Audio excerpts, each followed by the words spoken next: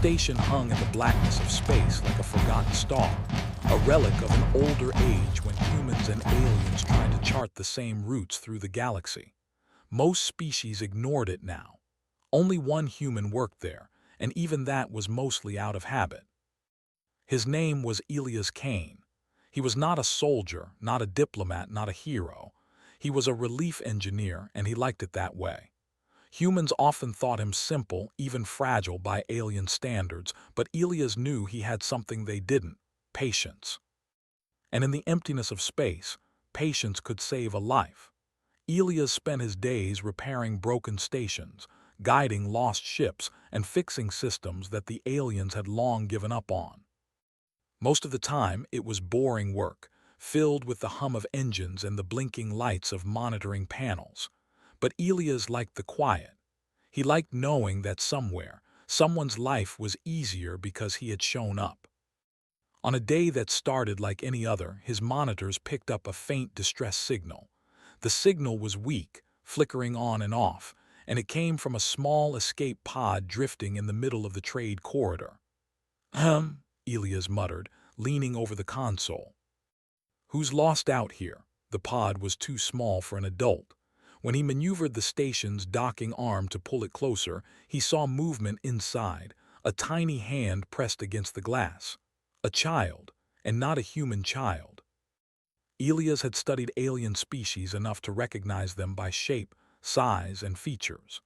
This child belonged to the Vela, the species humans had been at odds with for decades. Elegant, tall, with long limbs even as a toddler, her skin shimmered with a faint golden hue. Elias hesitated for only a moment. The Vela were not forgiving. They considered humans reckless, emotional, and unworthy of trust. Rescuing one of their young could be seen as an insult or a threat, and yet he knew what he had to do. With careful movements, he brought the pod aboard.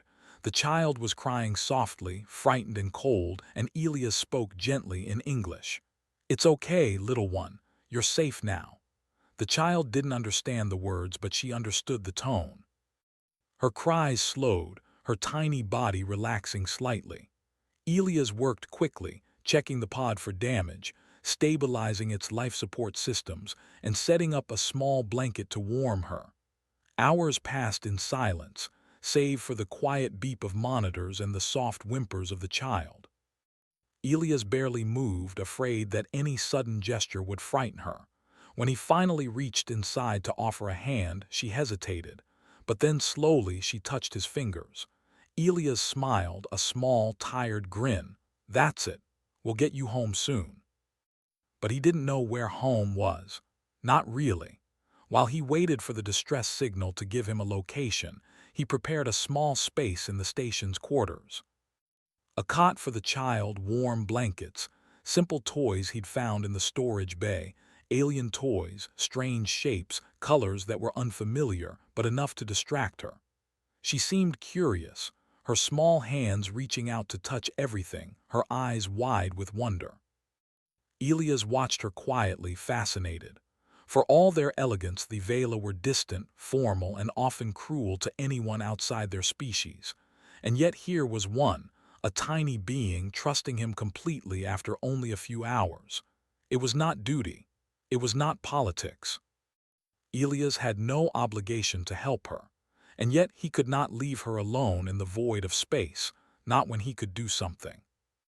As night fell over the station, though there was no true night in space, Elias found himself talking softly to the child, telling her stories of Earth, of oceans and forests, of clouds and rain, all things she would never see but that she seemed to enjoy imagining.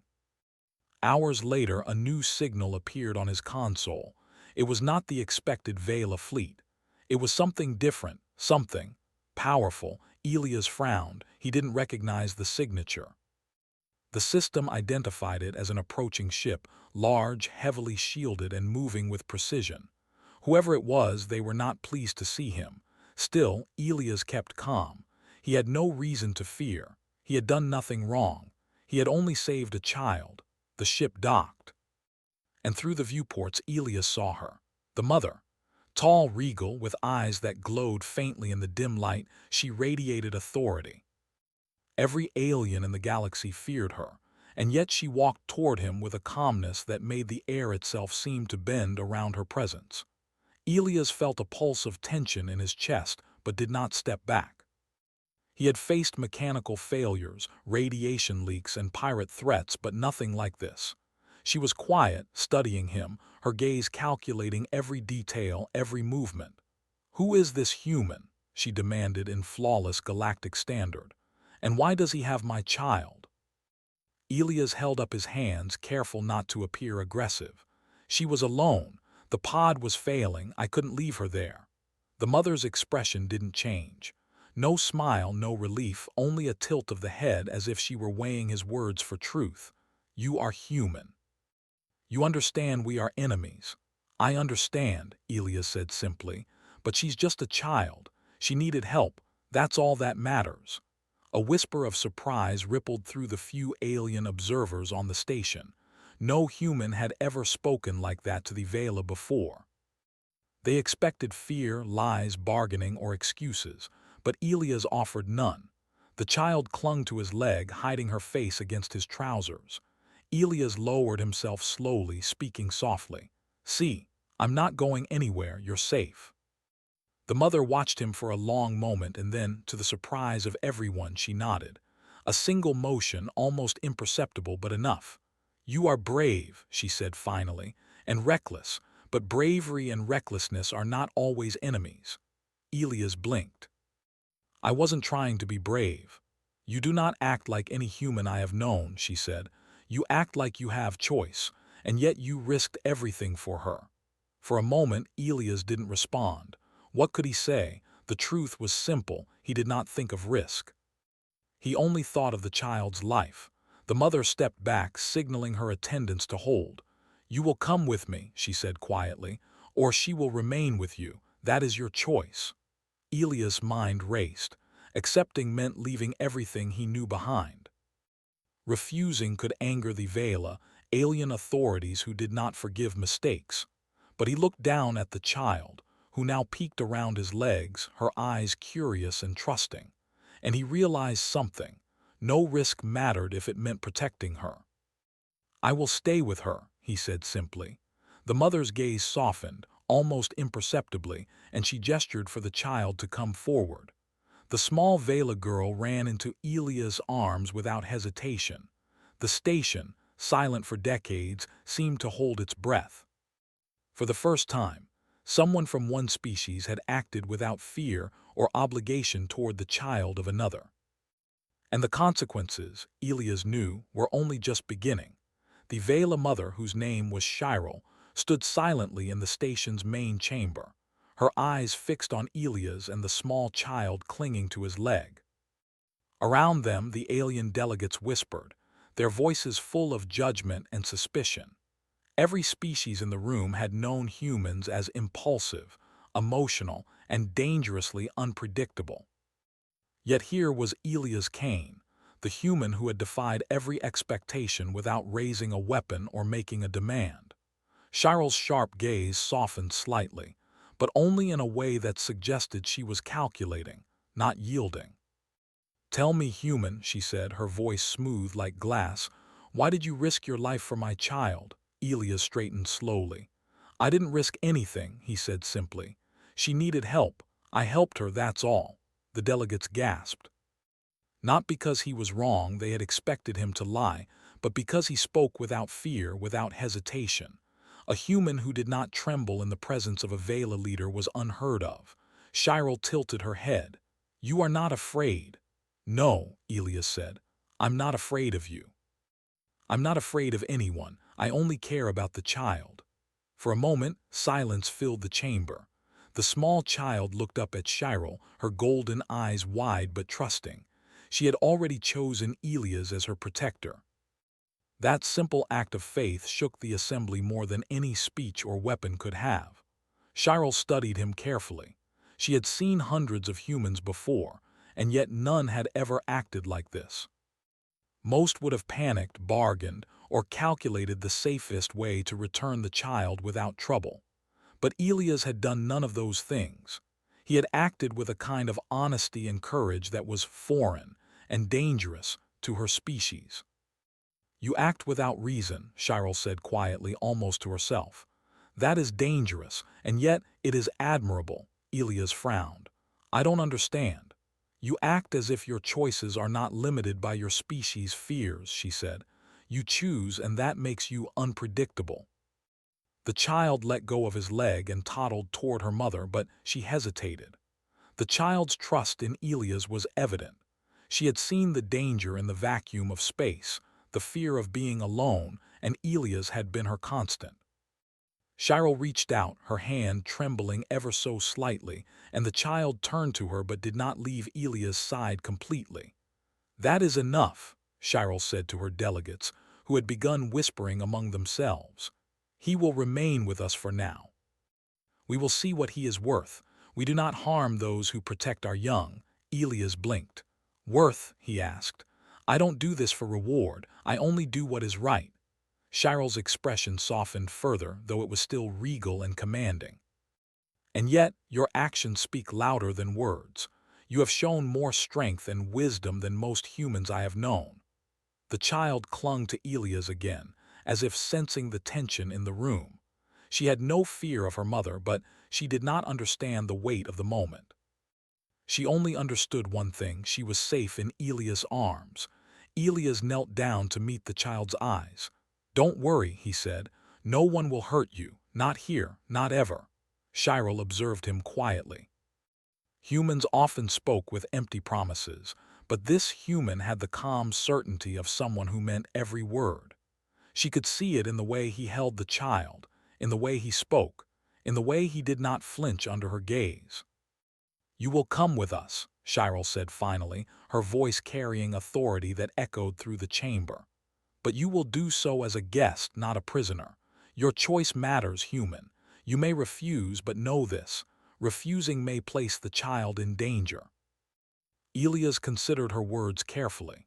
He had spent years navigating the emptiness of space, repairing stations, saving lives, and yet nothing had prepared him for this.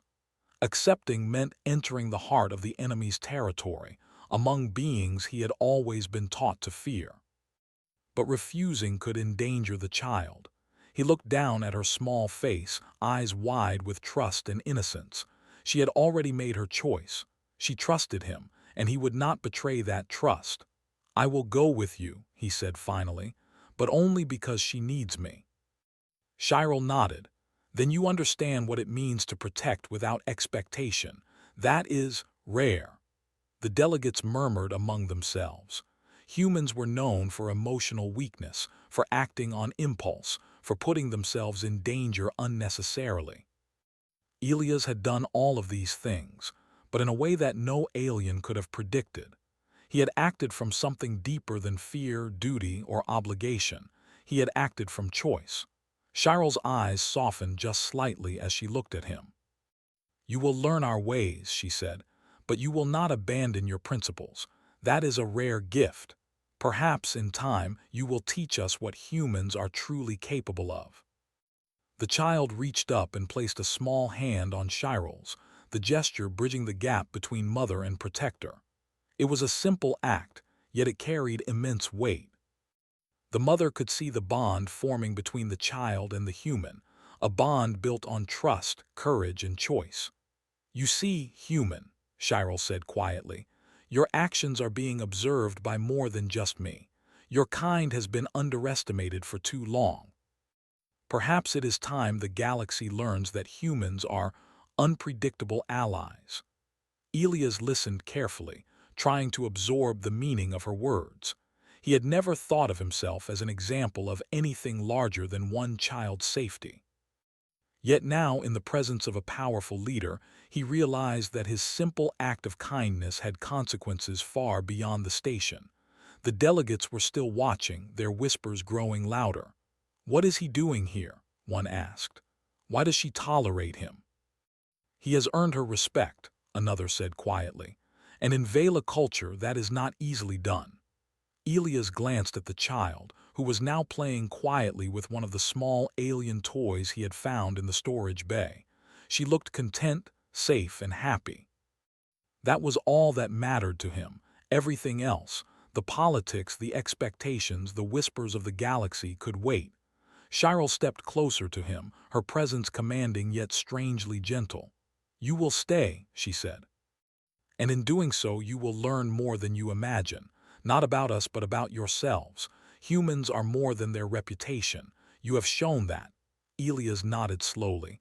"I don't know what to say." "You need not say anything," Chiral replied. "Your actions speak for you. That is enough."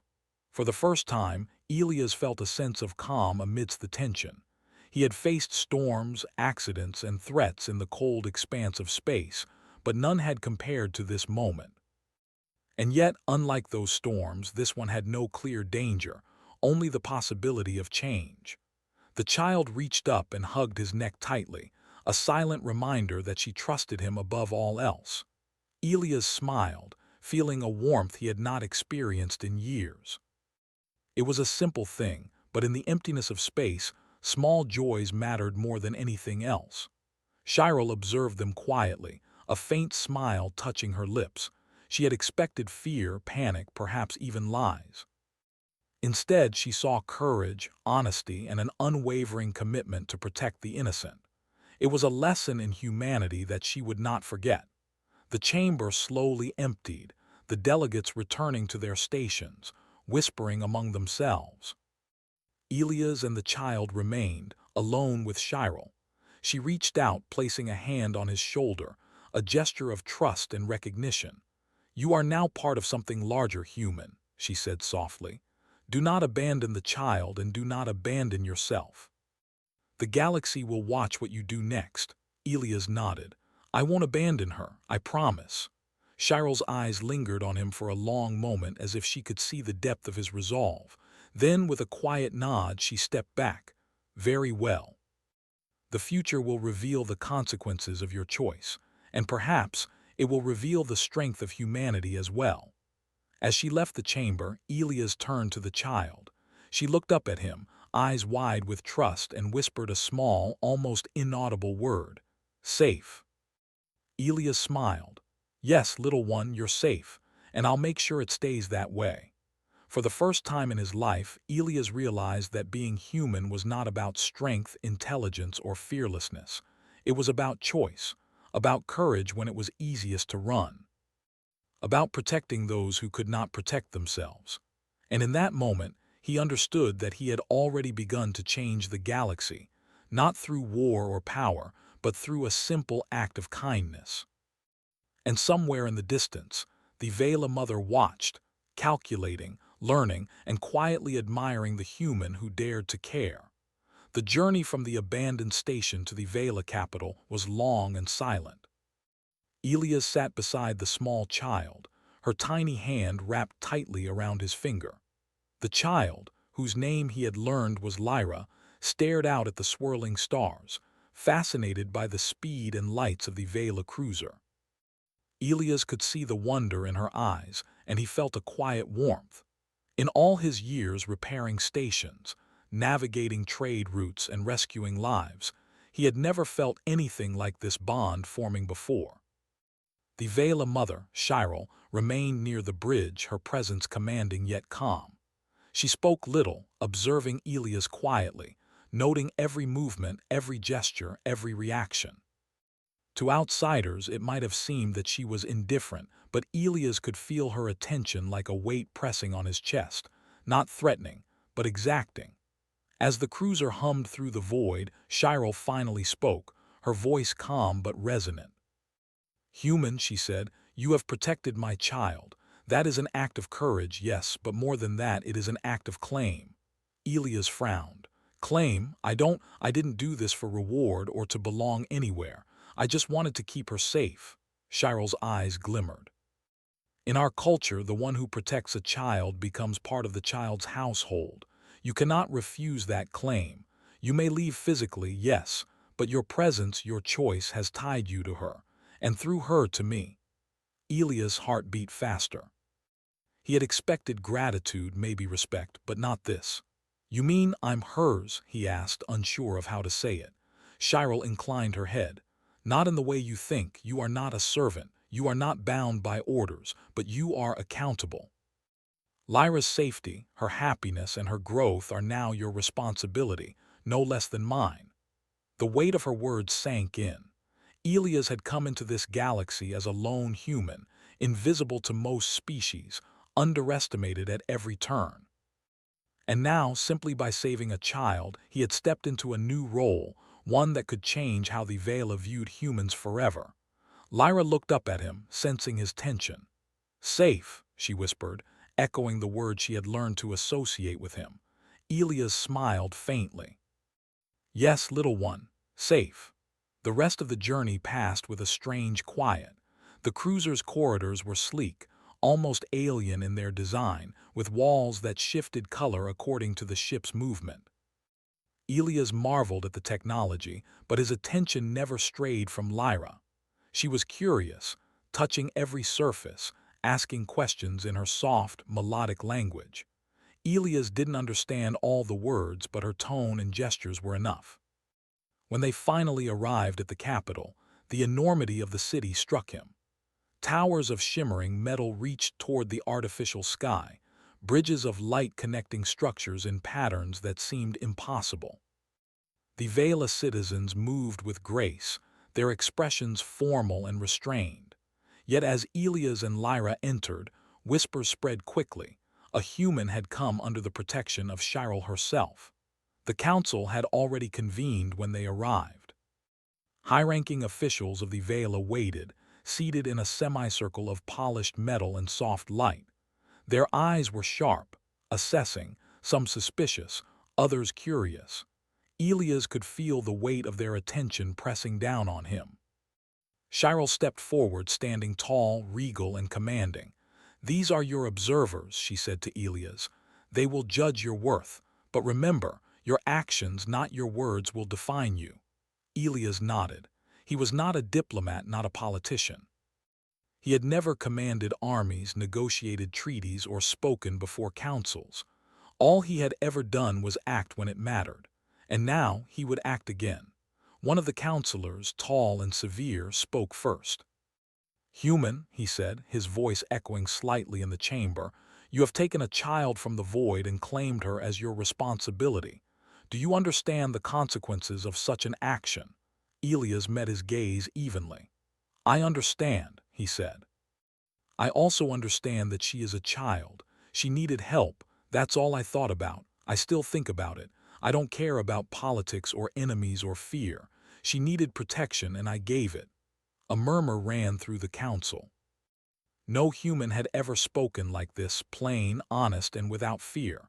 Chiral's eyes glimmered with approval. Most humans would have hidden, bargained, or fled, she said softly. You did none of these. You acted from choice, and in doing so you earned a place here, not by rank, not by strength, but by courage and care. Another counselor leaned forward, skeptical. And what guarantees do we have that he will not fail, that he will not abandon her when the stakes are higher? Elias straightened. I don't need to give guarantees. My actions speak for me. I cannot abandon her. I will not. That is my choice, and I make it freely. The room fell silent again. The counselors exchanged glances, some nodding slowly, others frowning in disbelief.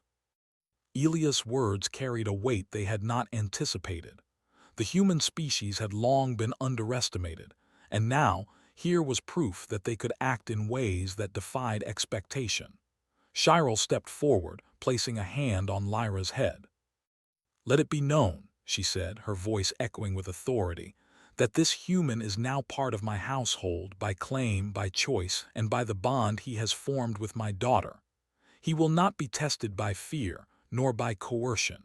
His loyalty has already been proven.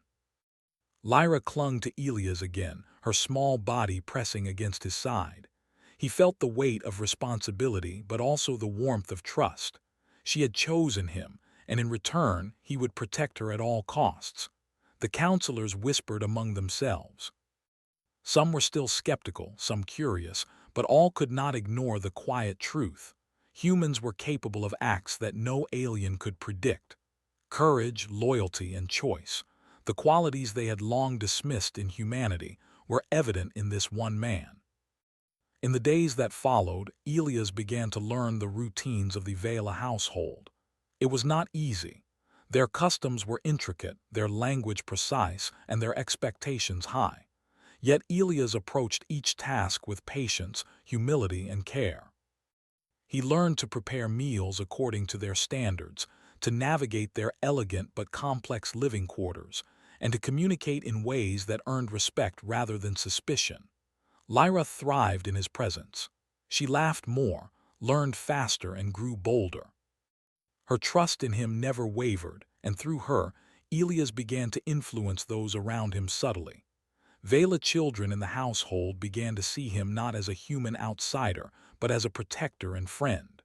Chiral observed all of this quietly, a faint smile touching her lips. She had expected fear, hesitation, or failure. Instead, she saw patience, courage, and understanding. She realized something profound. The human strength lay not in weapons or power, but in empathy, choice, and unwavering commitment. One evening, as Elias helped Lyra with her lessons, Chiral entered the room quietly. "You are changing more than you realize," she said softly. "Not just your household, not just my daughter, but the perception of your species across the galaxy. One human acting with care can teach more than an army or a fleet." Elias paused. "I never wanted to teach anyone, I just wanted her safe." "And yet," Chiral said, "you are teaching. That is the power of choice, human. That is the essence of what it means to act with integrity." The child looked up at them both, her small hand reaching for Elias. "Safe," she whispered again. "Yes," Elias said, smiling. "Always safe." In the days that followed, reports of the human who protected the Vela child spread quietly through the galaxy. Some dismissed it as rumor, others watched with curiosity. But the truth was simple. Elias' actions had earned respect, not just from Chiral, but from those who had once considered humans weak and reckless. The mother had claimed him, yes, but not as a prisoner, not as a servant. She had claimed him as someone whose choices could not be ignored, whose courage had changed the fate of a child, and whose humanity was now impossible to overlook. Elias understood the truth now. He was no longer just a human alone in space. He was a bridge between species, a symbol of what humanity could truly be when it acted not from fear, but from choice, courage, and care. And somewhere deep in the Vela Council, whispers began. Perhaps humans were not the weak, emotional creatures they had assumed. Perhaps in their unpredictability and courage lay a power the galaxy had never anticipated. The capital city of the Vela gleamed like a jewel under the twin suns of their system. Towers of shimmering metal reflected the soft light, bridges of energy arcing between buildings like threads of silver. For Elias, every step felt strange yet familiar. The same quiet awe he had felt when repairing derelict stations now magnified 100-fold. Here, in the heart of the enemy's home, he was both a guest and a symbol. Lyra's hand clung to his as they walked through the corridors of Chiral's household. Her small, golden eyes sparkled with curiosity as she pointed at lights, doors, and strange alien devices. Elias smiled, letting her explore under his careful watch. Her laughter echoed through the halls, a sound so human and innocent that even the Vela attendants paused to listen. Chiral walked slightly ahead, observing him carefully. Her presence was calm, almost regal, yet her eyes were sharp, taking note of every detail: how he handled the child, how he moved, and how he interacted with the household. "You've done well so far," she said quietly, turning to him. Not all humans would have earned her trust so quickly, let alone mine. Elias shook his head. "I didn't think about earning trust, I just did what seemed right. And that," she said with a faint smile, "is why you are remarkable. You act from choice, not obligation. Most beings act from fear or duty. Humans act from something else entirely." Their conversation was interrupted as a messenger arrived, bowing low before Chiral. "Mother," the Vela said, The council awaits your presence. They request your judgment on the human who saved your child. Elias felt a knot tighten in his stomach. The council had already observed him, whispered among themselves, and now they wanted to speak directly. Yet he did not hesitate. Whatever their intentions, he knew he had acted correctly. His actions were simple, but they carried weight. Shiro glanced at him. "Do not fear, human. Speak honestly and you will be understood." They entered the council chamber, a vast room lined with crystalline walls and soft, humming light.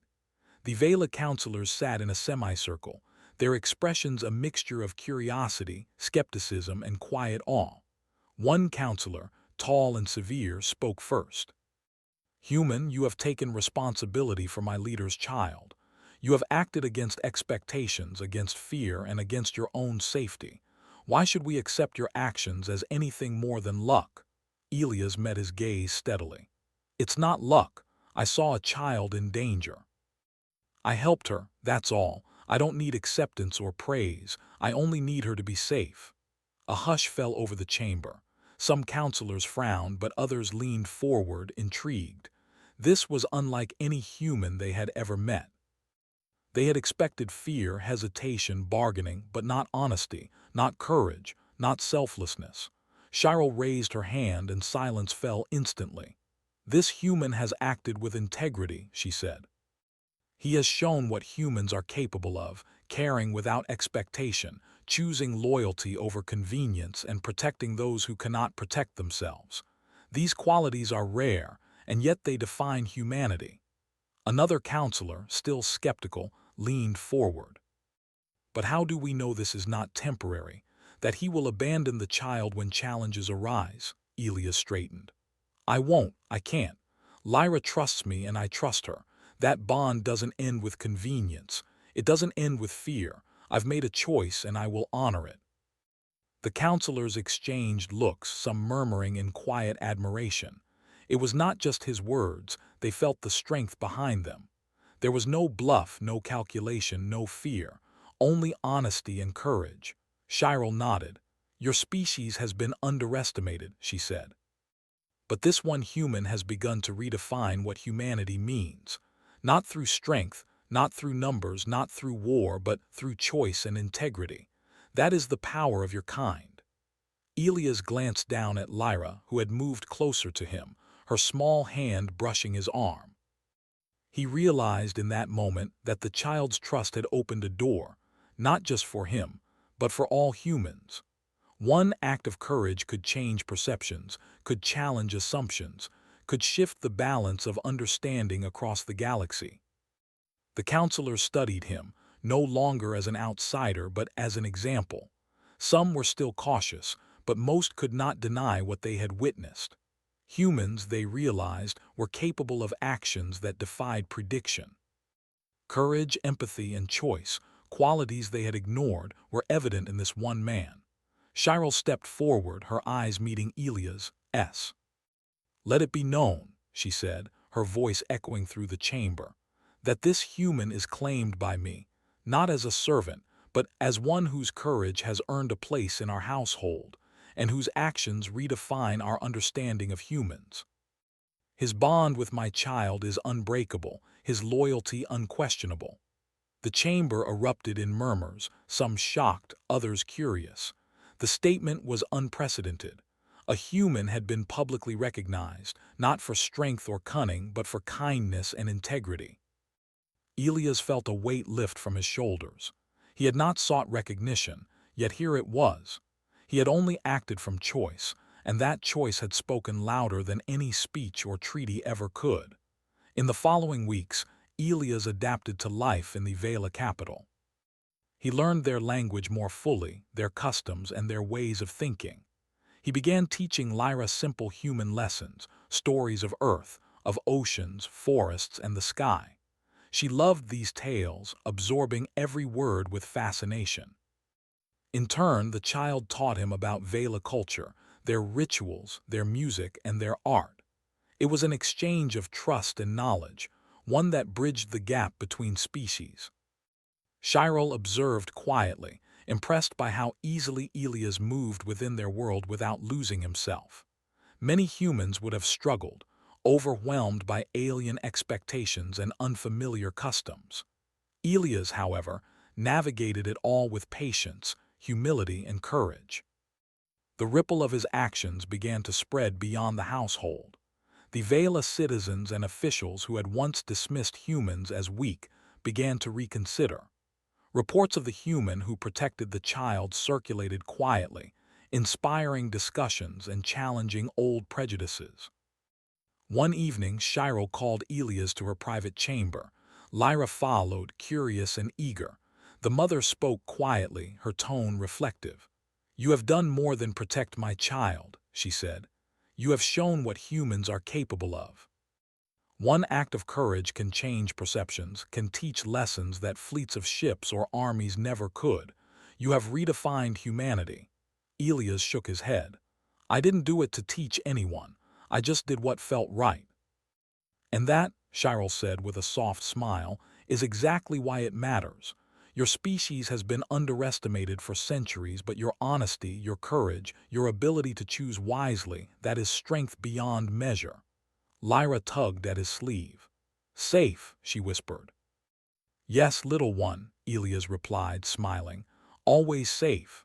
In the weeks that followed, subtle changes occurred. The council began to reconsider its stance toward humans. Diplomats and traders noted the story of Elias, the human who had claimed no title but earned trust, who had acted without fear, and who had formed a bond with a child that transcended politics. Shiro, proud and thoughtful, allowed Elias to remain in the household while traveling the galaxy. He became a quiet ambassador, a living example of human courage and integrity. Wherever he went, people watched, listened, and slowly began to see humanity differently, not as reckless, emotional creatures, but as beings capable of choice, loyalty, and bravery in ways the galaxy had never imagined. Elias never sought fame or recognition. He only wanted one thing: to keep Lyra safe, to guide her through a galaxy that could be dangerous, and to honor the bond they had formed. Yet in doing so, he had done more than he could ever have imagined. One human, acting with integrity and courage, had begun to change the perception of an entire species. The galaxy would never see humans the same way again. And somewhere deep within the council chambers, whispers spread. Perhaps humans were not the weak, impulsive creatures they had assumed.